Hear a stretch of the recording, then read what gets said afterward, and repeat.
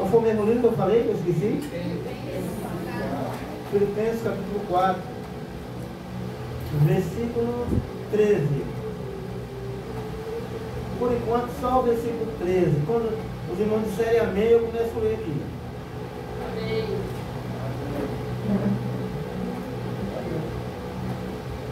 Vou ler aqui no nome do Senhor Jesus. Já mais da metade disse amém, né? Diz assim: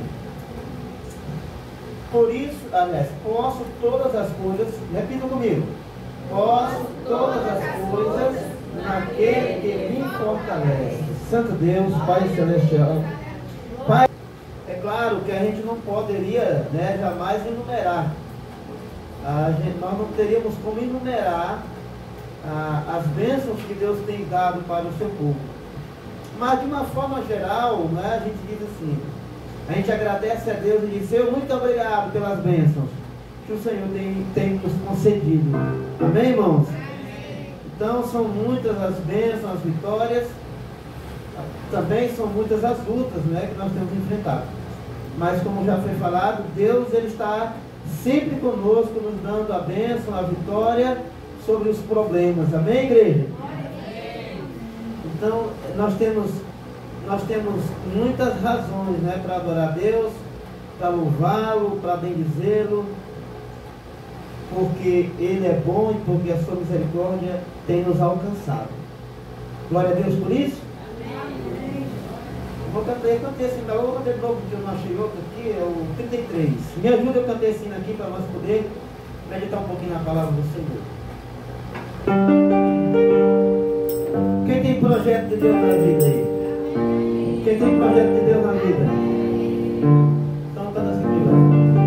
Antes que eu viesse a existir, antes que você viesse a existir, traçaste um plano lindo para mim. Quiseste me usar no teu louvor.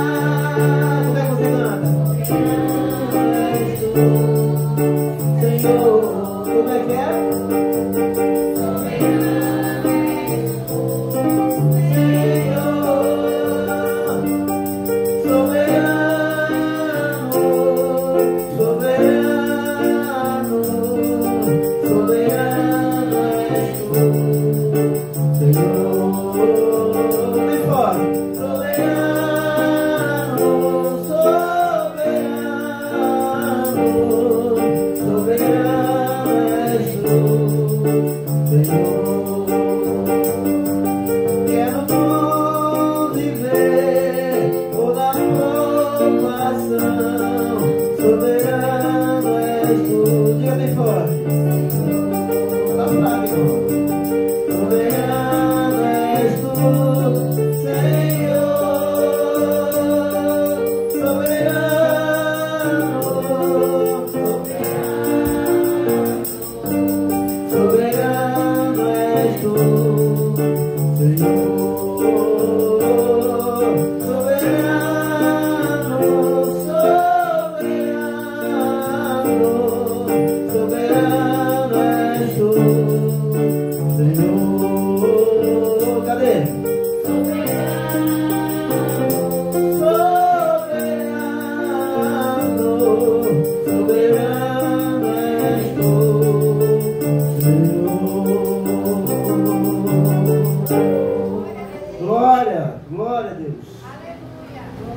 Oh, aleluia. Deus é soberano, amém, irmãos?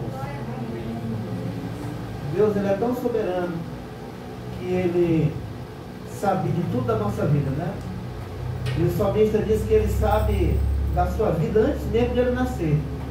Antes de Ele nascer, tudo já estava escrito no livro do Senhor a respeito do salmista. E com certeza, irmãos, conosco também não é diferente, né?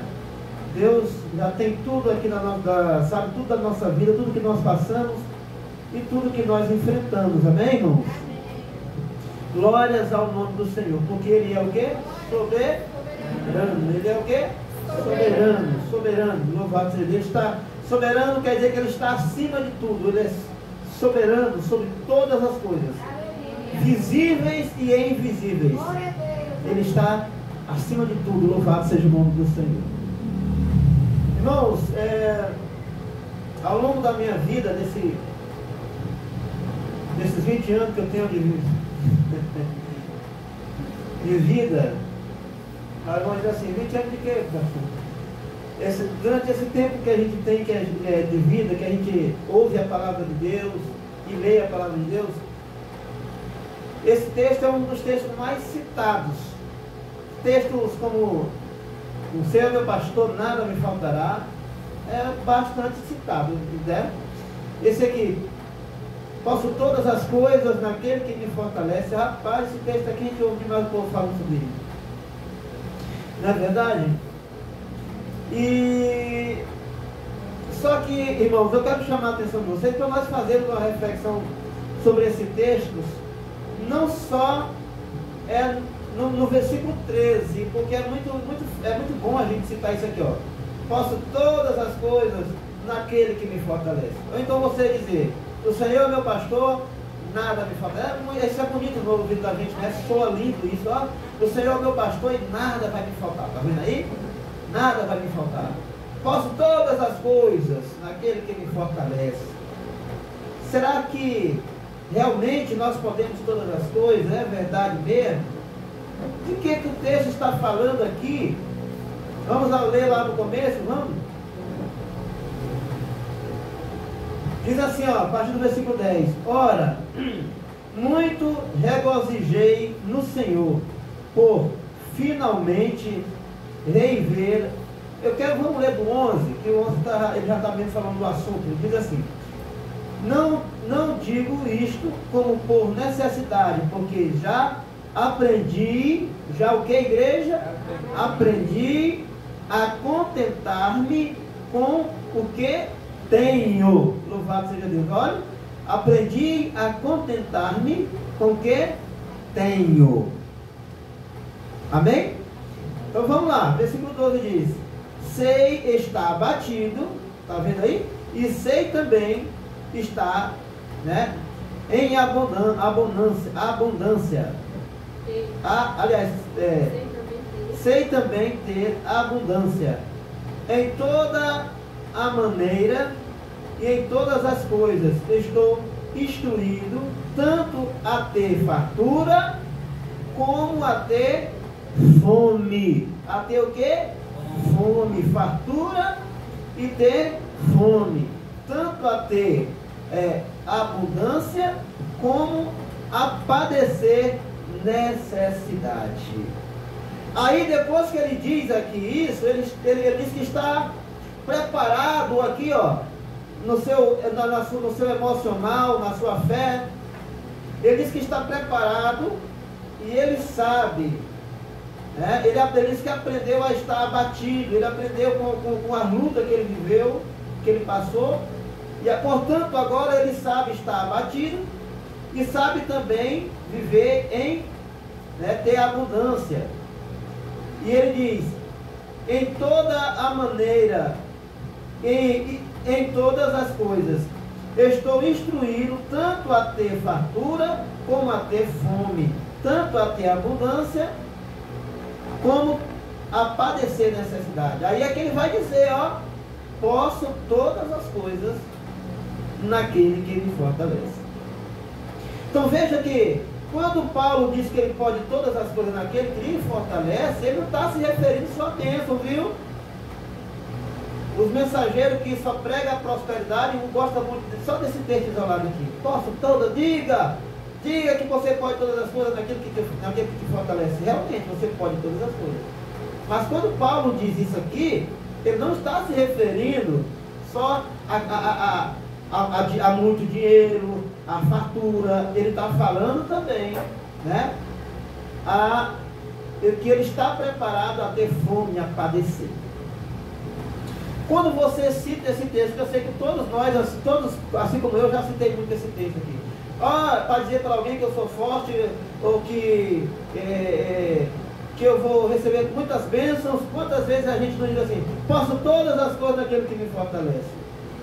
Mas você já pensou que você também pode padecer naquele que te fortalece? Você já pensou que você também pode ter fome? Paulo está dizendo aqui que ele estava preparado para todas as coisas. E eu pergunto para você hoje, você está preparado também para todas as coisas? Parece até que tem assim uma certa divergência entre o que Paulo disse e entre o que Davi disse. Davi diz, o Senhor é meu pastor, nada me faltará. Paulo já está dizendo aqui que ele sabe ter fome. Então Paulo está abrindo aqui um precedente de que nós, servindo a Deus, nós podemos sim padecer necessidade e sermos abatidos, termos luta. Estaria Paulo contradizendo o salmista Davi? Estaria Paulo desmentindo Davi? Não. Davi, quando ele diz que o Senhor me bastou, nada me faltará, né? Diz os que estudam a linguagem lá original, diz que no texto original está escrito assim: o Senhor é meu pastor, né? Como é que está lá? Me ajude a lembrar, eu já falei sobre isso aqui. Sim. O Senhor é meu pastor e de nada sentirei falta. Qual é a diferença de você dizer o Senhor é meu pastor e nada me faltará, para você dizer o Senhor é meu pastor e de nada sentirei falta? Existe uma diferença grande? Parece que não, mas existe. Quando você diz que o Senhor é o teu pastor e nada te faltará, você está dizendo que você nunca vai passar necessidade. Que nunca a necessidade vai bater na tua porta. Nunca a luta vai bater na tua porta. É isso que mais ou menos que você está dizendo. Mas quando você diz assim, o Senhor é meu pastor e de nada sentirei falta, você está dizendo o quê? Que o Senhor é teu pastor. Mas ainda que venham as lutas, mesmo que venham as dificuldades, você não sentirá falta, você não sentirá falta de Deus na sua vida, lhe ajudando a vencer, lhe ajudando a superar os momentos difíceis. Em lugar nenhum na palavra de Deus, Deus vai prometer para nós, irmão, para aqueles que o servem, que eles não terão luta. Então Paulo, ele diz, posso todas as coisas naquele que me fortalece. Então é comum nós, que só queremos ouvir coisa boa, só queremos um lado da moeda, o que é aquele lado que nos satisfaz, que satisfaz o nosso ego. É muito comum a gente pegar um texto isolado e se abraçar aquele texto e ficar agarrado a ele, né? Mas muitas das vezes não é bem o que nós, o que a Bíblia está dizendo, o que a palavra de Deus está nos dizendo, não é exatamente o que nós estamos pensando. Posso todas as coisas naquele que me fortalece. Está vendo aí? O camarada pode todas as coisas. Então, nesse caso, ele não vai passar por luta. O Senhor é meu pastor, nada lhe faltará. Então, ele não vai ter falta de nada. O Senhor é meu pastor, de nada terei falta. Ainda que te falte alguma coisa, mas Jesus estará lá contigo, nos momentos difíceis, te ajudando a superar as situações. Então, Paulo, ele nos dá uma lição aqui para nós cristãos, para nós que servimos a Deus. E ele nos dá uma lição de como nós temos que nos comportar quanto servos de Deus. Você fica aí achando que só vai ter bênção, que só vai ser, aliás, que só bênção sempre tem, que só vai ser vitória, que você nunca vai passar por luta, que nunca vem momentos difíceis, Paulo está dizendo aqui. E é esse tipo de pregação que tem destruído a vida de muitos cristãos, sabe por quê? Porque eu fico aqui no púlpito ensinando, crente não é para passar por problema, crente não é para passar por luta, aceite a Jesus e pare de sofrer. Aí eu fico prometendo uma coisa que eu não posso fazer. Então o que acontece? Eu não estou preparando esse crente para as lutas e para as dificuldades que virão, certamente. E quando essas lutas vierem, e vierem com muita força sobre esse cristão que está pensando que a vida dele agora vai ser um mar de rosa, ele não vai estar preparado. Ele não vai estar mentalmente, emocionalmente preparado para as lutas, porque ele está achando que ele não vai passar por luta. E quando vem a luta, ele está fraco. Está fraco. Ele não se preparou. E quando essa luta vier, essa dificuldade vai abater essa pessoa de uma forma que dificilmente, só se Jesus entrar no negócio, terá um resgate dessa pessoa, porque não que Jesus não tenha poder para tirar a pessoa do fundo do poço, mas é porque quando a pessoa se decepciona, ele acha que a culpa é de Deus, porque ele diz assim, pregaram para mim que eu jamais passaria por luta e agora eu estou passando por tudo isso, então a Bíblia é mentirosa, eu não vou mais servir a Jesus. E aí isso cria uma crosta no coração dessa pessoa, e nada mais convence ela, porque ela acha que ela nunca entende que a pregação foi mal aplicada. O problema não está em Deus e não está na sua palavra, está no sujeito que prega ela. Vocês estão entendendo, meus queridos? Que não falar a realidade. Então, é muito fácil você andar citando esse texto aqui para cima e para baixo. Tudo é posse naquele que me fortalece. Só que quando tu passa na luta, tu murmura, tu deixa de ir na igreja, tu não te congrega mais, então, primeira coisa, eu não vou mais na igreja não. Bora orar. Eu não vou mais orar não, que quanto mais eu oro, mais parece que o cão aparece na minha. Ora, mas você não era quem dizia que você pode tudo naquele que te fortalece? Não era você que dizia isso? Não era você que abria a tua boca e falava em alto e bom tom, tudo eu posso, cheio de orgulho, cheio de vaidade, cheio de soberba, tudo eu posso naquele que me fortalece, tudo. Quer dizer que esse camarada fortão agora não pode mais nada? Então, irmão, nós temos que deixar dessa mania de achar que nós estamos isentos de passar pelas lutas. Você é cristão, você é crente, servo de Deus, mas você pode adoecer, você pode passar por luta. O segredo não é isso daí, não é, o mistério não está aí, o mistério está em quem você tem crido, né? Em quem você tem buscado a tua força, né? Aonde você tem buscado o recurso que vai te ajudar a vencer e superar esses problemas. E sabe onde é que nós temos que buscar esses recursos, igreja?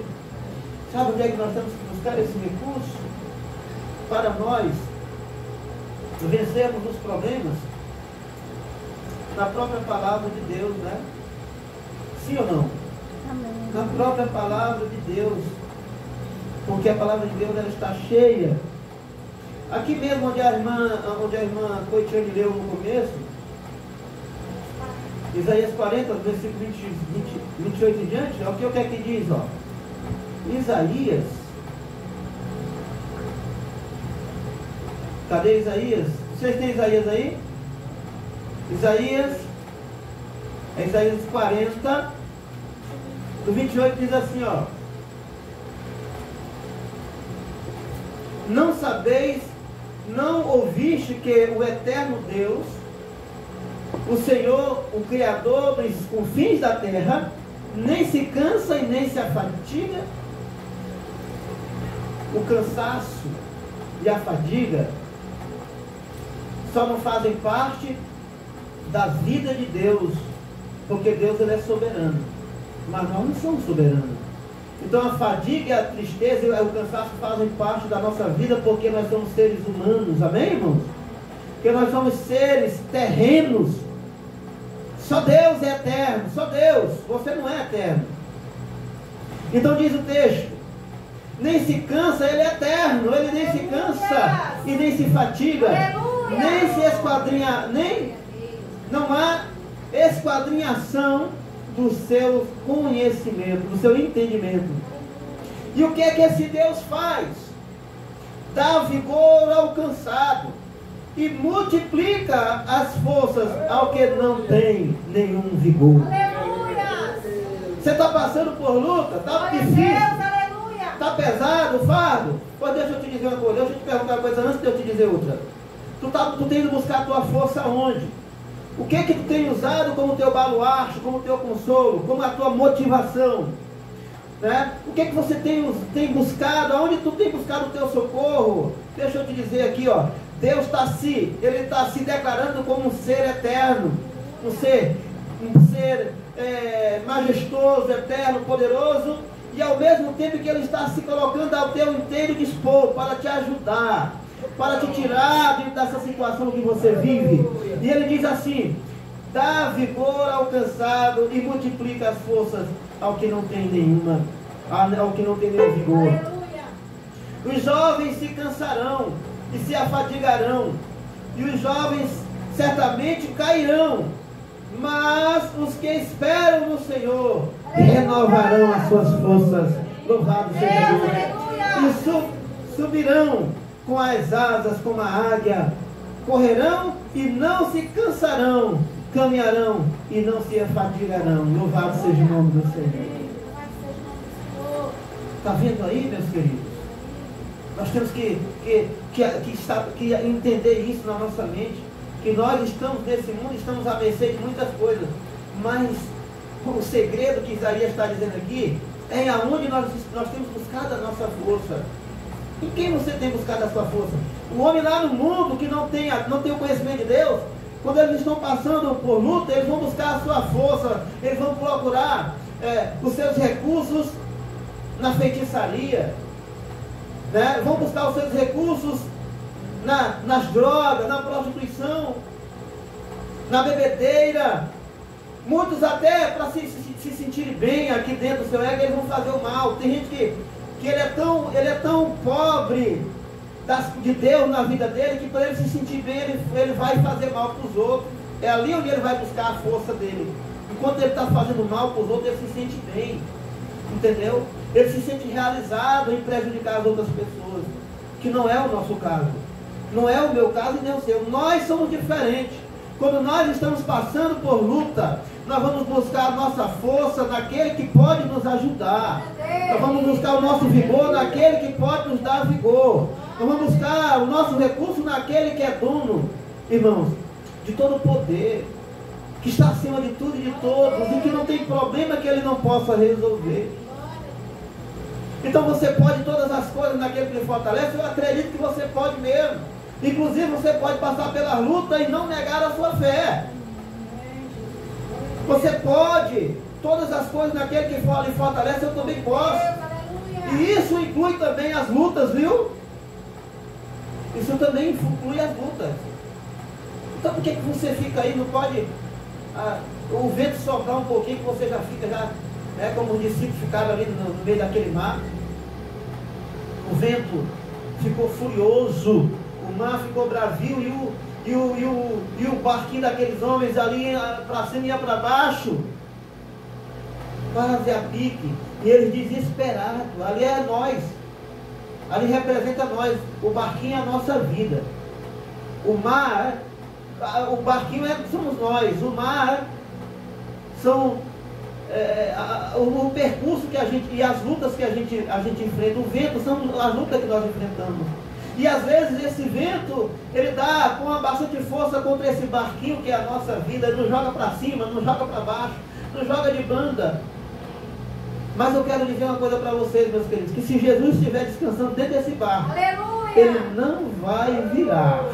Se Jesus estiver dentro desse barco, ele não vai afundar. E o barco ia para cima e para baixo, para lá e para cá, e vai virar, virou, não virou. E aí eles lembraram que Jesus estava ali naquele barco. E aí quando eles lembraram que Jesus estava ali naquele barco, eles foram lá onde Jesus e disseram: Senhor, como é que pode? Nós estamos aqui quase para morrer. E o Senhor, em vez de estar aqui preocupado com como nós estamos, você está aí dormindo. E Jesus disse para eles o que, irmãos?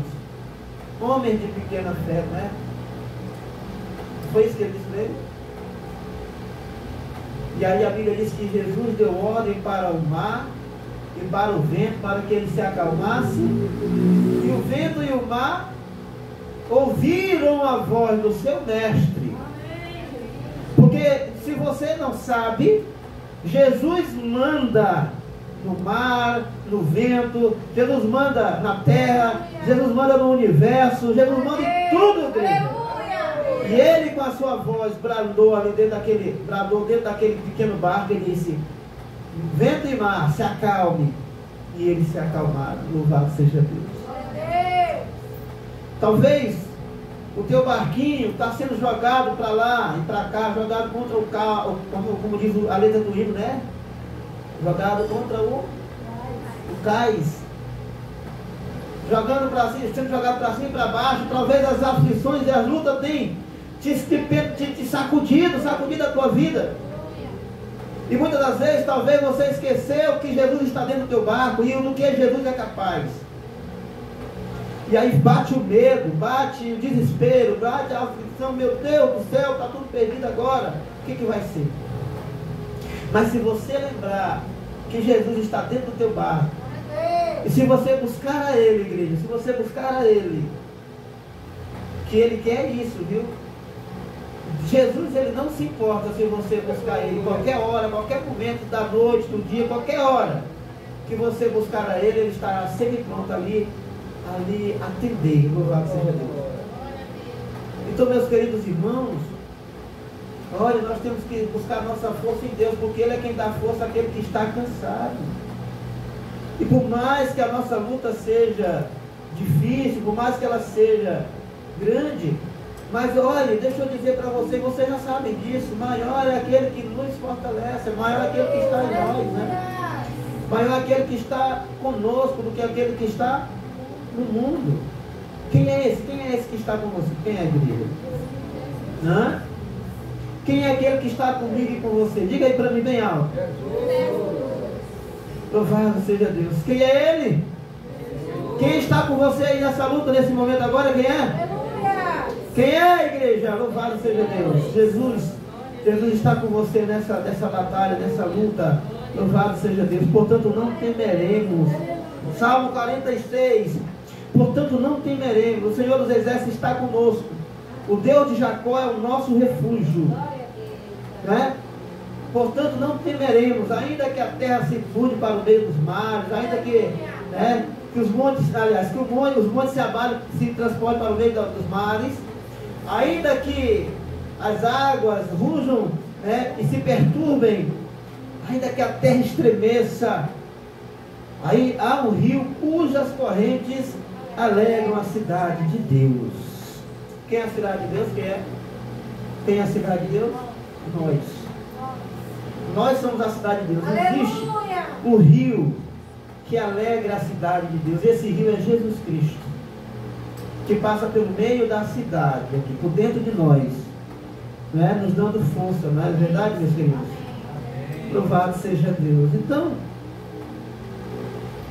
a palavra de Deus, ela fala muito sobre essa questão das lutas. Por exemplo, aqui em 2 Coríntios capítulo 1, versículo 9 em diante, diz assim, diz assim: mas já em nós mesmos tínhamos a sentença de morte, para que não confiássemos em nós, mas em Deus, que ressuscitou os mortos, o qual nos livrou de tão grande morte, e livrará em quem esperamos, que também nos livrará ainda, ajudando-nos também vós com orações por nós, para que pela mercê que por muitas pessoas nos foi feita, por muitas também sejam dadas graças ao nosso respeito. Então, é importante, irmão, o que Paulo está dizendo aqui, porque ele diz que nós mesmos, nós estávamos entregues à morte. Entendeu? Nós não tínhamos esperança nenhuma. Eu acho interessante, às vezes acontece, e vocês sabem, de algumas histórias com relação a essa que eu vou falar para vocês aqui. Às vezes uma pessoa está ali no mundo ali, ele não tem valor para ninguém, ninguém respeita ele, alguém entra na vida dessa pessoa, né? E aí pega essa pessoa, ajeita ela veio de lá, ela não era nada. Quando ela foi encontrada, ela não valia nada para a sociedade. Não tinha valor nenhum. Então uma pessoa entra ali na vida dela, traz ela. E aí, na lógica diz o seguinte, que se você está com uma pessoa que é importante, você se torna também o quê? Se você está com alguém que é importante, você se torna o quê? Importante. Então, a pessoa está lá jogado às margens da sociedade, não tem importância nenhuma. Alguém que é importante pega essa pessoa ali e começa a ajeitar essa pessoa, começa a investir nessa pessoa. Daqui a pouco, essa pessoa, só em essa pessoa que foi resgatada por essa outra, as pessoas veem que ela está ali já com aquela pessoa que tem moral, que é respeitada na sociedade, automaticamente ela já começa a ter um respeito, sim ou não? Então o que acontece? Aí essa pessoa investe nessa que ele está resgatando, que estava à margem da sociedade, e começa a investir, essa pessoa começa a melhorar em todos os aspectos da sua vida, no aspecto físico, entendeu? Até mesmo no aspecto moral. Daqui a pouco essa pessoa já não é mais um ninguém, agora essa pessoa que era um indivíduo, que não tinha valor nenhum, agora ele passa a ter valor, porque alguém deu valor a ele ou a ela. E agora, quando esse indivíduo se acha valorizado, respeitado entre a sociedade, o que acontece? Ele não reconhece o que fizeram por ele. Ele agora se rebela contra aquele que tirou ele daquela situação. Aquele que a tirou daquela situação. Se rebela, e não... aí surgem as ingratidões, a pessoa é ingrata com essa outra que lhe tirou daquela situação. Isso acontece? Acontece? A Catiane estava contando para mim, ela tem um amigo que investiu, uma determinada pessoa investiu, formou a pessoa, e depois que a pessoa formou, se largou.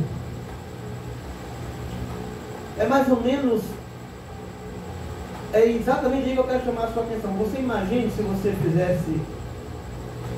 fizesse isso que eu estou falando, dando esse exemplo aqui, se você investisse em alguém que não tivesse valor nenhum, você fizesse dessa pessoa uma pessoa benquista diante da sociedade, uma pessoa realizada nos seus propósitos, e agora esse indivíduo, ele não reconhece o que você fez.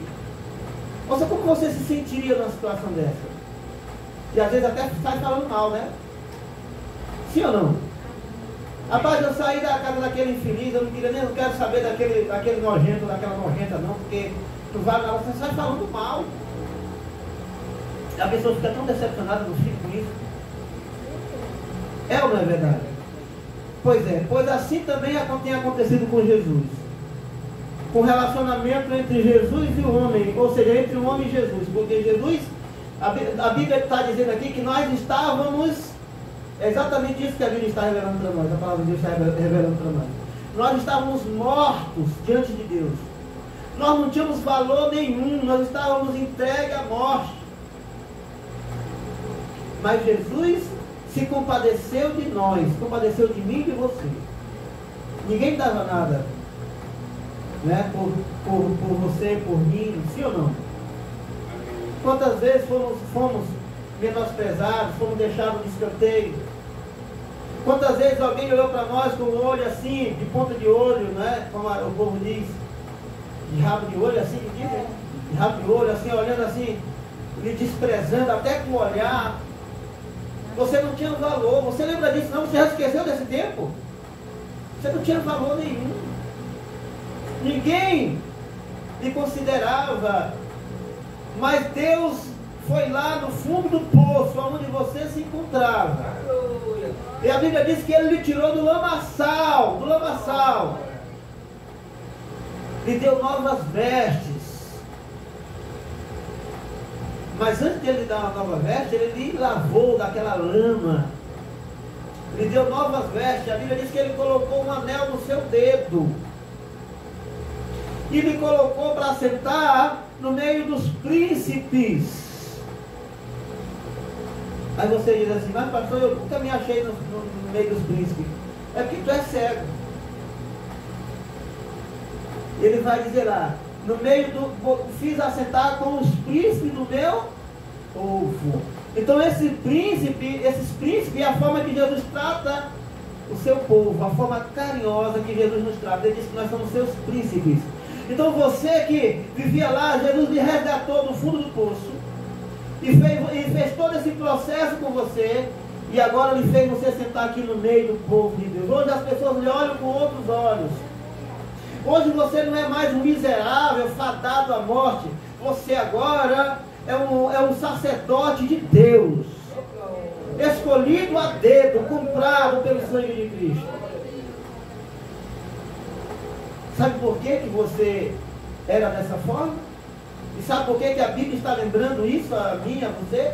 Para que nós, exatamente o exemplo que eu dei aqui agora há pouco, para que nós não nos orgulhemos e venhamos a nos esquecer de onde Deus nos tirou. E por isso que Paulo está dizendo aqui, ó, mas já em nós mesmos, na nossa natureza, tínhamos a sentença de morte, para que não confiássemos em nós, mas em quem, igreja?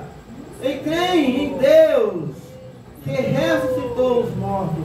Você estava morto e Deus lhe ressuscitou.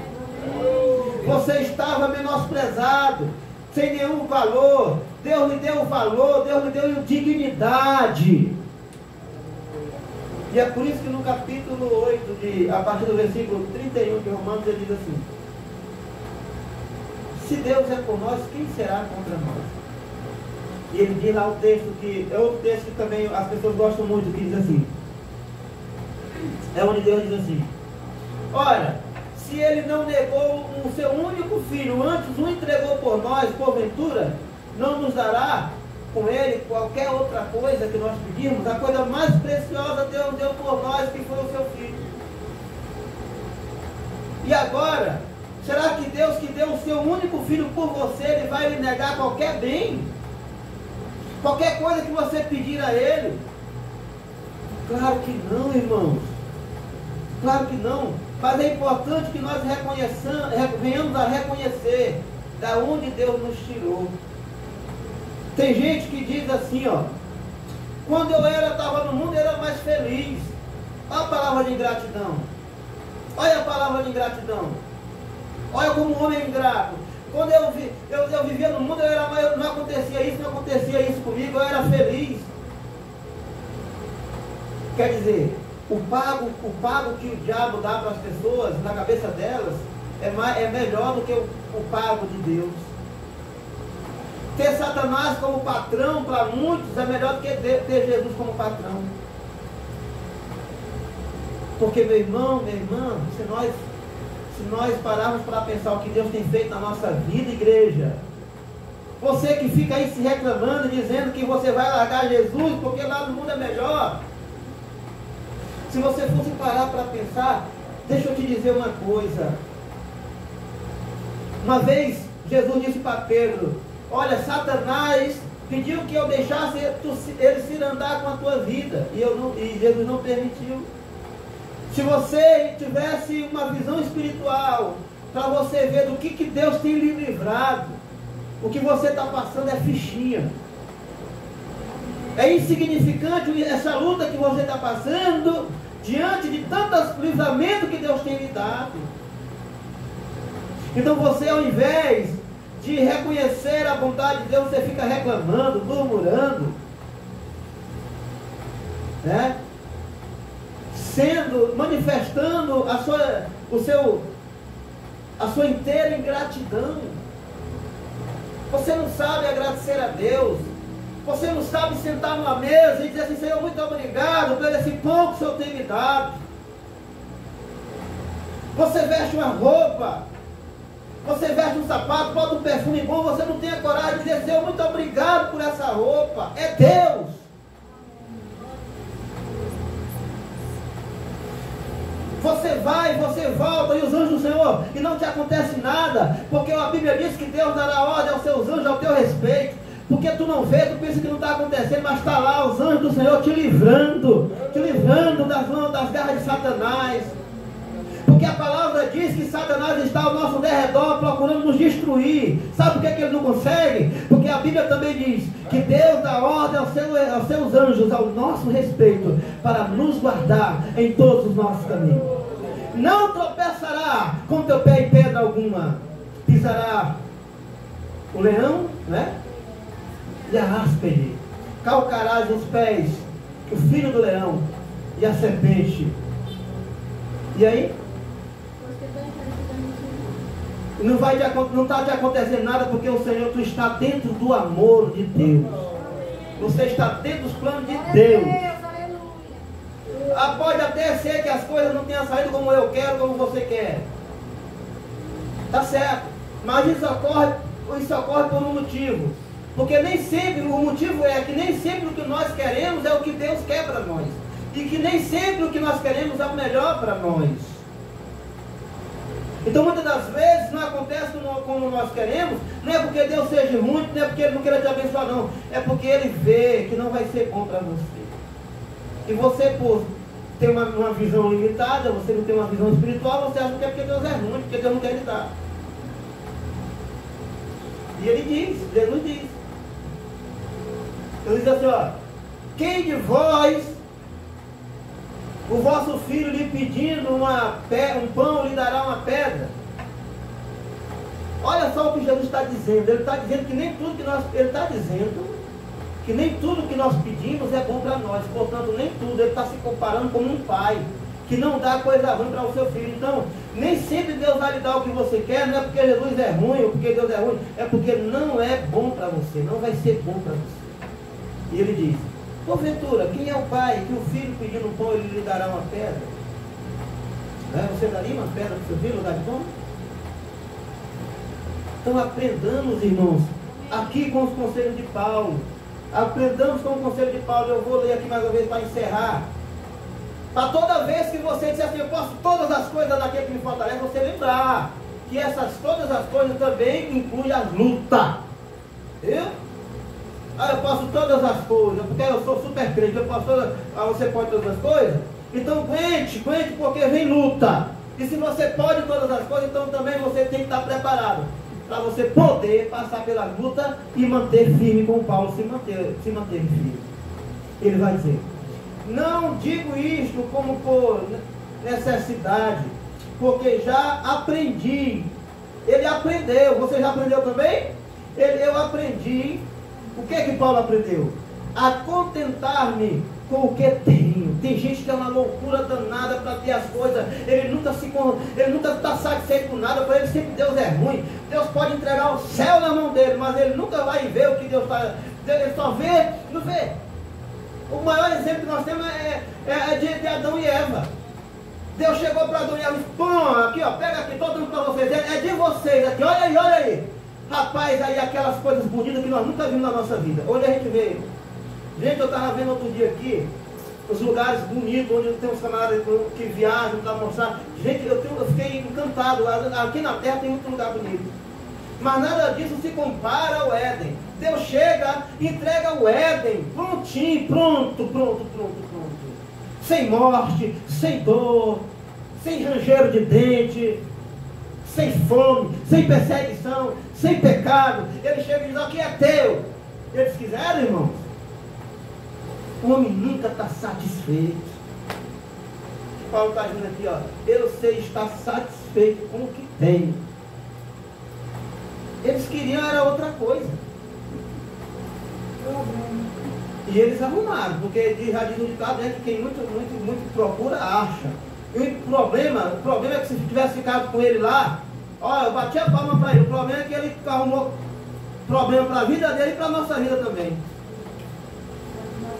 Aí diz assim, ó, não digo isto como por necessitado, porque já aprendi. Aprenda a estar contente, viu, irmão? Contentado com o que tenho. Sei estar abatido. É por isso que ele diz lá, posso todas as coisas. Ele pode também estar abatido. Sei também ter ter abundância. Porque tem gente também que nem sabe estar não ter nada e nem sabe ter tudo. Porque quando ele não tem nada, ele murmura contra Deus. Não é? Ah, porque Deus é que é isso, ele fica murmurando. E quando ele tem tudo, ele se esquece que foi Deus que deu a ele. Então, os dois extremos é perigoso. Vou ler aqui rapidamente para me entregar o microfone. Sei estar abatido e sei também, né? E sei, cadê meu Deus? Sei estar abatido e sei também ter abundância. Em toda a maneira e em todas as coisas estou instruído, eu estava preparado aqui, tanto a ter fartura como a ter fome. Tanto a ter abundância como a padecer necessidade. Aí ele vai dizer, aí é onde ele vai dizer a famosa frase que a gente diz todos os dias, que não sabe nem o que a gente está dizendo. Posso todas as coisas naquele que me fortalece. Deixa eu dizer uma coisa para você, que me ouve. Você pode todas as coisas. Você pode ser abençoado, você pode ter uma vida abençoada. Mas você também tem que entender uma coisa, que você também pode, qualquer hora, passar por uma luta forte. E a pergunta é, como você vai passar por essa luta? Aonde você vai buscar a tua força? Aonde você vai buscar a tua inspiração para continuar? Vá buscar em Jesus. Vá buscar em Deus, que Ele está dizendo lá, que Ele não se afadiga e nem se cansa. E Ele dá forças àquele que está cansado. Quem quer essa força? Quem quer força? Quem está cansado aí quer força? Quem quer? Quem quer força, levanta a mão aí, levanta a mão do seu lugar, no nome do Senhor Jesus. Levanta do seu lugar, levanta a mão assim, no nome do Senhor Jesus. Senhor, meu Deus e meu Pai, eu te peço nesse momento, Jesus, por aquele teu servo, por aquela tua serva que nesse momento está passando por luta. Pai, visita ele neste momento, visita ela neste momento, e enche de força. Acrescenta a sua força agora. Acrescenta a sua fé agora, meu Deus. Acrescenta a sua fé.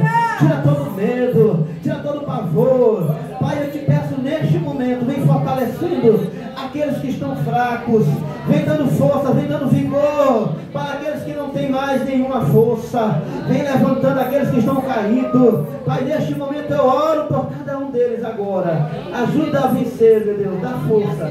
Ajuda, Pai. Eu declaro a bênção. Porque tudo nós podemos naquele que nos fortalece. Inclusive passarmos pela luta, Pai, confiando em Ti. Em nome de Jesus eu oro e eu determino a bênção. Amém. Glória a Deus. Irmãos, se tiver alguém que queira